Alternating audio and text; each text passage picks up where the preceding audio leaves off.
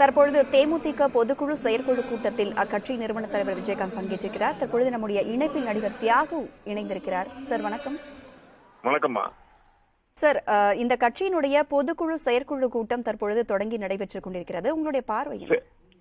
அம்மா, என்னுடைய நண்பர் நடிகர் விஜயகாந்த் அவர்கள் அப்படி இருக்காரு இப்படி இருக்காருன்னு பல முறை எல்லாரும் டிவில எல்லாத்திலையும் பார்த்திருப்பீங்க.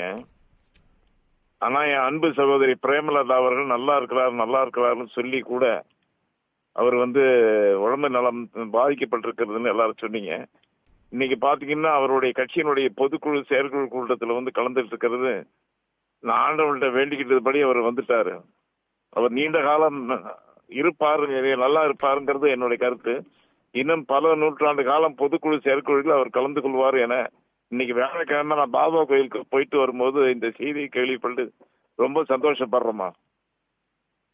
சார், இதுக்கு முன்னாடி பத்திரிகையாளர் பிரியன் நம்முடைய இணைப்புல வந்திருந்தாரு. அவர் சொல்லும்போது தேமுதிகவுக்கு அரசியல் எதிர்காலமே கிடையாது அப்படிங்கிற மாதிரி சொல்லியிருந்தாரு. உங்களுடைய கருத்து என்ன சார் இது பத்தி? முன்னாடி நான் அவருடைய கட்சியினுடைய பொறுப்புல எந்த பொறுப்புலையும் நான் கிடையாதுமா. நான் இருக்கிறது நல்ல நண்பராக தான் பார்த்த அவர் கட்சியில் நான் இணையல. என்ன இருந்தாலும் தேமுதிகவினுடைய வரலாறு சிறப்பாக இருக்கும் என்பது என்னுடைய நம்பிக்கை. வருங்காலத்தில் சிறப்பாக இருக்கும் அந்த கட்சி. ஒருத்தர் உடம்பு சரியில்லைன்னா அந்த கட்சி அடிஞ்சிடாது. இப்ப கலைஞர்கள் இல்லைன்னா கட்சி ஒடிஞ்சிடுச்சா? இப்ப தளபதி ஸ்டாலின் நடத்துறாருல, புரட்சி தலைவி அம்மா இல்லைன்னா கட்சி அழிஞ்சிருச்சா?